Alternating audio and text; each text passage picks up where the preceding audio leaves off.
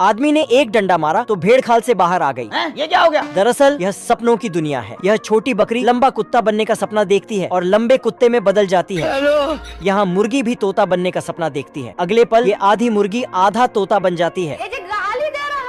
यह मुर्गी भी इल्ली बनने का सपना देखती है तो इल्ली की तरह इसके भी ढेर सारे पैर आ जाते हैं। बवाल चीज है बे। जब बदबूदार अंडों की समस्या होती है तो यह ऐसी मशीन बन जाती है जिससे बदबूदार अंडा अलग हो जाता है। यह मुर्गा तो गलती से ATM बनने का सपना देख लेता है, जिस कारण इसका हैंडल दबाते ही इसके अंदर से अंडे निकलने लगता है। दब दब दब दब दब दब दब दब। यह गाय मोटी पूंछ का सपना देखते हैं, जिसका इस्तेमाल करके यह मक्खी और मच्छरों को